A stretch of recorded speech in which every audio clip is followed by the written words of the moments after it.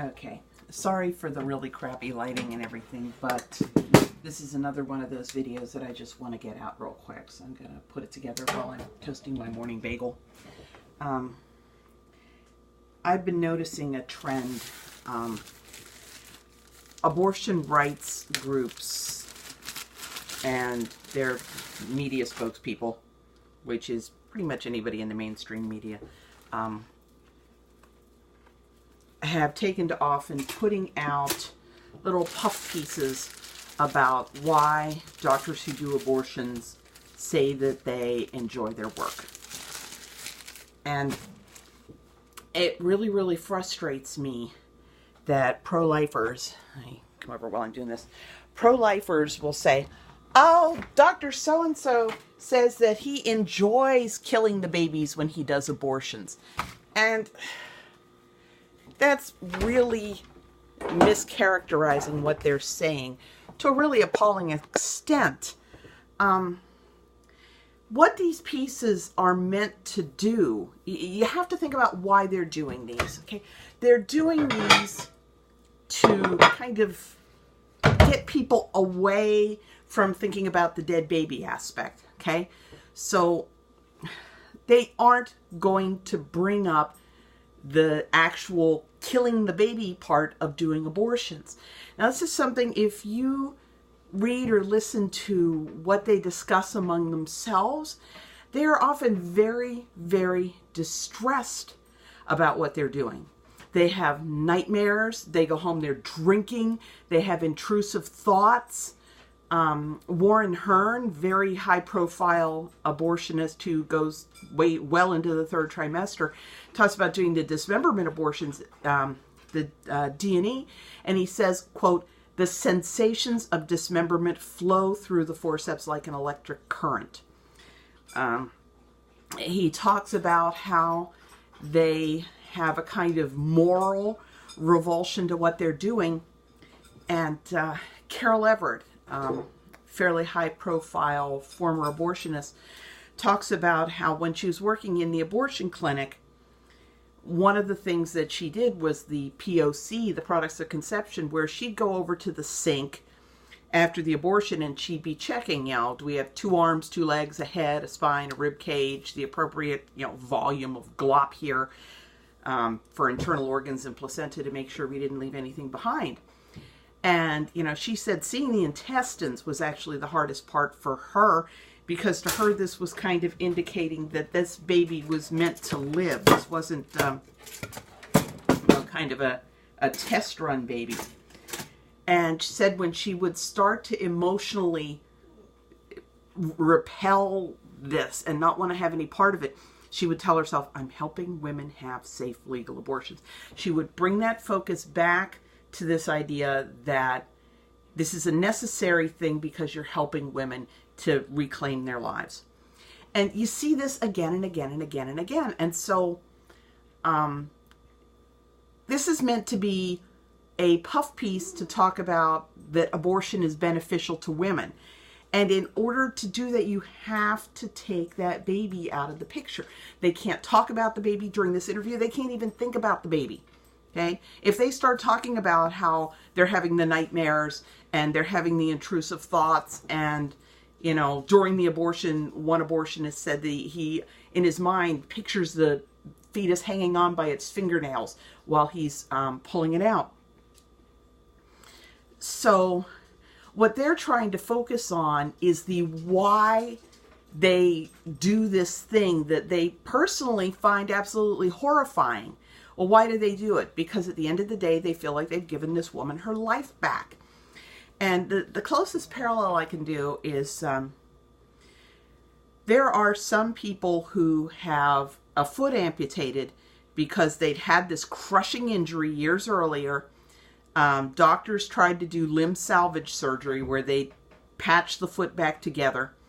But feet don't patch back together very well. They're taking a lot of pressure. A foot has to be really well calibrated to function properly and function without pain.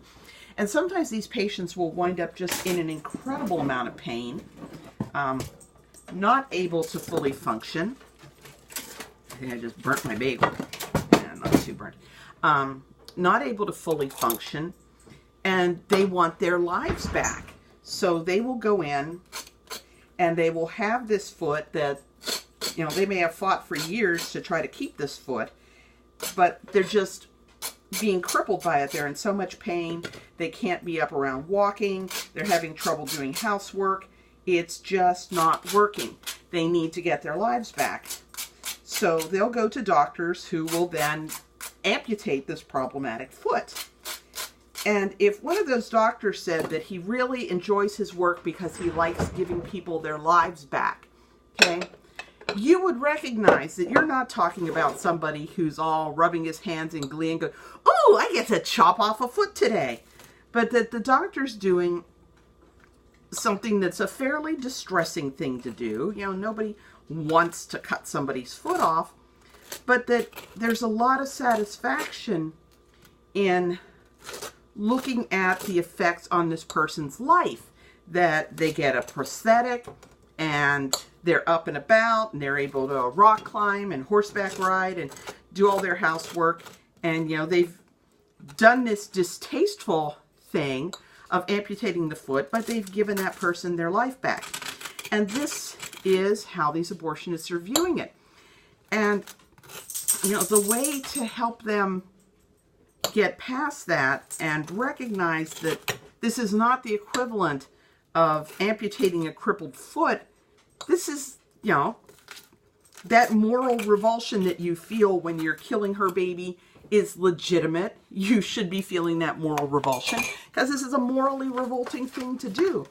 And what's more, it's unnecessary.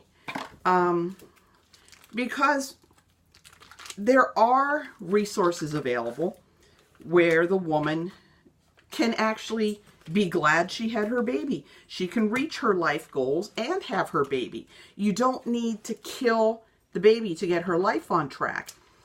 And, you know, a lot of women talk about how knowing that they were going to be responsible for this child really helped them to get their lives together. I mean, I knew one woman who was a heroin addict, and she got pregnant, and realizing she was going to be responsible for this baby that, you know, starting prenatally, she could not be bathing this baby in heroin all the time. She actually got into rehab and kicked this habit. This baby was motivation for her to clean up her own life.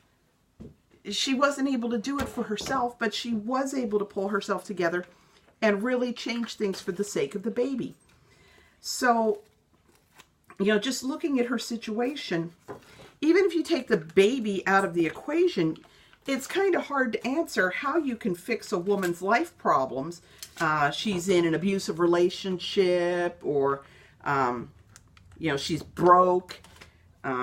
She has all these issues going on. You can't fix those with gynecological surgery. You have to fix those by addressing the woman's actual underlying problems, which, you know, that's what the Prolifers do at the pregnancy centers. They address the underlying problems. If you want these doctors to start helping the woman get her life on track instead of helping her get an abortion and then assuming that that puts her life on track, you need to start with recognizing that what they see themselves as doing isn't, I kill babies all day. What their perception of it is I do this very difficult, morally and emotionally repellent task because I am so dedicated to helping these women get their lives on track. And if you show them enough of women getting their lives on track without the dead baby, they're no longer going to be able to overcome that moral revulsion. They're going to see it for what it is, and they're going to stop. And you need to stop misrepresenting what they're saying. That's not what they're saying.